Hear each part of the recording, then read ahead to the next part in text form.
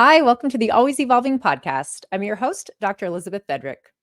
Grief is such a unique experience for every individual. And what a lot of people don't realize is that grief can be really complex and truly has no timeline or specific steps to follow. Joining us today is Jessica Ann Pressler, licensed clinical social worker. Jessica is here to provide some insights into the grieving process, as well as some do's and don'ts of providing support for our grieving loved ones.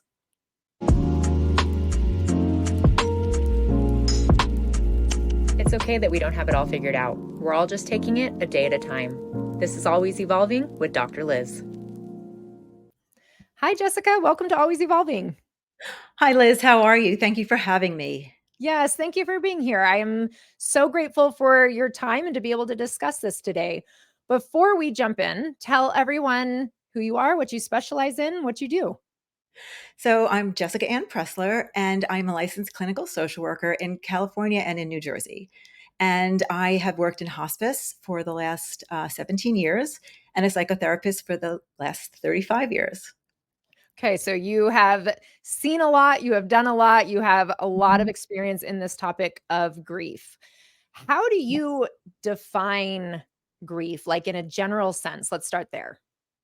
So, grief is the way that you feel. It's internal. Where if you think of the word mourning, mourning is more of the external, how you practice, your grief. If it's going to a funeral, but it's really how you feel, how you process the loss, and the loss could be anything. It could be a death. It could be a divorce. It could be moving away. It could be discovering that the person that you thought was your mother. And acted as your mother was not your mother. It was, you were adopted. I mean, it could be anything, a mirror out of anything that's Which is really important to put distinguish and to describe it in that way, because I think a lot of people maybe minimize or dismiss their experiences of grief, thinking that it is only about these really big or overt experiences, where grief could be about changing a job, or it could be about moving out of state, or even some of the own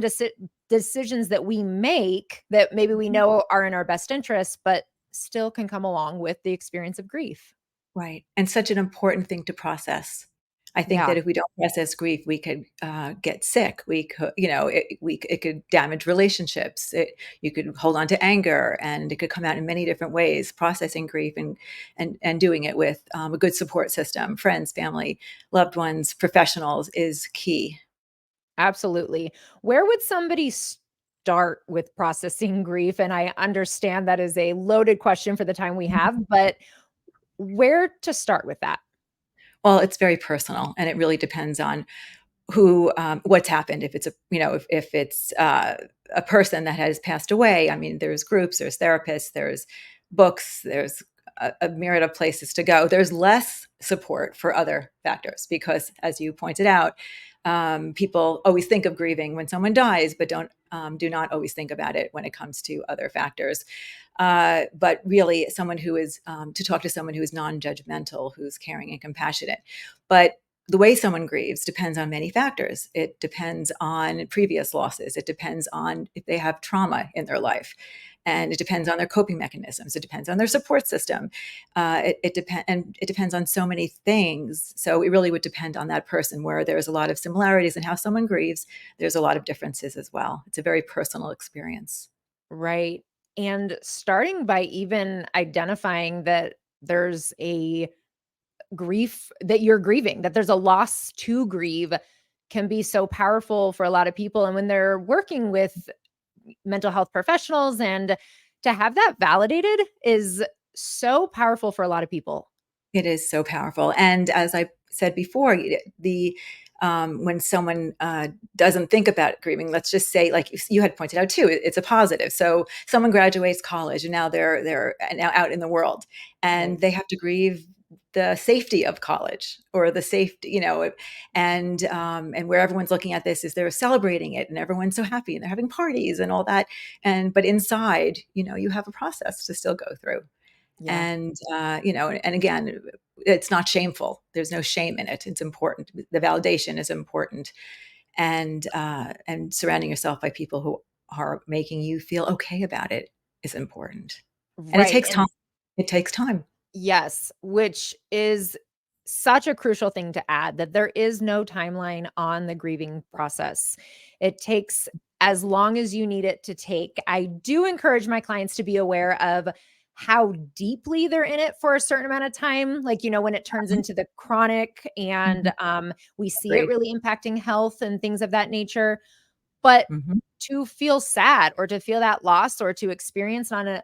on an emotional level to some extent is so normal for however long it needs to happen. And then to understand that if you are smiling one day or you're feeling okay to that, that's okay too. It doesn't mean you love, let's just say it's a loss of a person. It doesn't mean you love that person any less. It means today you're smiling, and not to, and to help them, if you are supporting them, to not feel guilty about that. That it's, you can have two thoughts at the same time. You can be Yes. happy for, I don't know, your daughter graduating, but sad that your mother had died, and it's Right. okay. But there's all, guilt is one of the feelings that many people do go through after they lost someone to death, for example. Yeah, the dialectics though are, and I was going to suggest that as well, that even with the scenario, because as you pointed out, maybe somebody graduating, so they're excited about their graduation Mhm, and they're sad about the loss and what that means. mhm, And that can be really confusing, but is so mhm, normal and needs to be mhm, normalized. mhm. Can you elaborate on when you're talking about the guilt, how that plays a role in grieving? So I'll talk about death as an Sure. example. So someone, their spouse passes away and they're grieving and they're very sad. And let's just say 3 months later, 1 month later, a week later, they find themselves laughing at something. Mm, And they'll stop themselves and they're going to, they may question, does this mean I didn't love him? Does this mean, um, how can I laugh? Or even for people around them may say to them, how come you're laughing? Which is not a good thing to say to somebody. no. And then feel guilty about it. But I've also had situations where people could be a caretaker for them. By the way, I want to talk about primary and secondary losses as well, which is Sure. important. But someone could be a caretaker, and they were an excellent caretaker. But one night they yelled at their mother because they got up in the middle of the night and fell, and so they ruminate about that, Mm, and it could take, and that's some of the reasons why some people get stuck, because they get stuck with that. And I yeah. try very hard to help them through that process. Now, I wanted to mention primary and secondary Sure. losses. This is important. So, an example: if a person dies, that's the primary loss. But the secondary losses are, you're not. Let's say it's your mother that died, and your father had died already. So all of a sudden, you don't have parents. Mm, All of a sudden, you're not a caretaker anymore. All of a sudden, you're not a daughter anymore. All of a sudden, you were consumed for the last 2 years taking care of your mother, and you had, let's just say, the hospice team for the last 6 months. You had communication. You had, all that's gone. You may have to sell your home, or your mm. family home is now being sold. I mean, it's just an example of Right. secondary. Those are also things that many people will grieve. Absolutely, because we have this first initial really big one, but then Mhm. it's followed up with maybe a loss of lifestyle or identity or our role in something. Right. And that can be really confusing as well. And so Mhm. compounded, so just overwhelming of like, Mhm. where do I put my energy as I'm trying to process through and make sense of it? Right. Right. And that's part of the thing. I do bereavement with people, and that's one of the things I try to help them process. Yeah. And Mhm. so for somebody who is maybe supporting an individual who is Yes. going through the grieving process, what are Mhm. maybe just a couple like do's and don'ts of what Mhm. effective support looks like?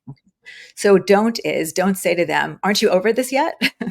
Or Yes, "You please should be don't. feeling," right? And people do. Or Yes. especially for non-death ones. Let's just say you break up with someone who happens to be a narcissist, and it was a terrible relationship and very toxic, or any toxic relationship, and the Mm, person's like, aren't you happy? You should be really happy that you're done with that person. Or why are you crying? Or people will be crying and think, they're mourning just that person, but it's so much more complicated than that. So people yeah. don't understand that. What's a good thing? Be kind, compassionate, non-judgmental, listen. You don't need to talk a lot. You can just be there for that person and check up on them, because people don't always like to ask for help. So if you check up every once in a while and say, can I go out and get you some soup? Or, can I just stop by just for 10 minutes and say hello, and then be understanding. So I always talk about like grief during holiday time.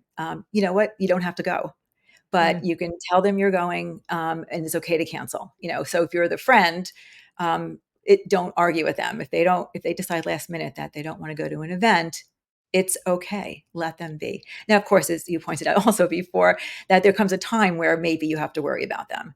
But right. certainly, it's okay to want to be alone for a while. It's okay, or to not know how you feel. I mean, it's somewhat of a roller coaster. You could feel, okay one day and then go back 3 steps. And then to tell the person that, you may go back 3 steps, but you're also can go forward 5. And it It's so takes true. time. And it It just, like we takes said time. before, someone once said to me in a bereavement group, and I thought this is an excellent thing. Grief is like holding a backpack with a lot of heavy rocks. Mm. And you're looking at the ground. You can barely stand up, and you're walking. And over time, you get a little stronger and a little stronger and a little stronger till hopefully one day you can stand up straight. And the backpack is still filled with the exact same rocks. So the grief is always there, but you're stronger. You can handle Yeah. it better. You adapt to it. You learn how to live with that new norm. Yes, Right. Jessica, such great insights. Thank you so much. Where can people find more about you? Social media, online? Yes. So I'm at Jessica Ann Pressler, at all social media. So TikTok and Instagram and Facebook. And I have JessicaAnnPressler.com website. And I have almost or 50 blogs on that, on all mental health. I Ah, think there's 6 or 7 on grief and other aspects of mental health. And I have a book coming out. I'm hoping it'll be out this summer, called Trader Within. oh, well, congratulations. That's very Thank you. exciting. Thank you Thank you very so much. much for being here and for all your insights. I appreciate your time. Thank you for having me. Bye. Bye. And thank you all for joining us on the Always Evolving podcast. If you like what you heard, make sure to rate and review this episode, subscribe to my YouTube channel, and find me on Instagram at Dr. Elizabeth Fedrick.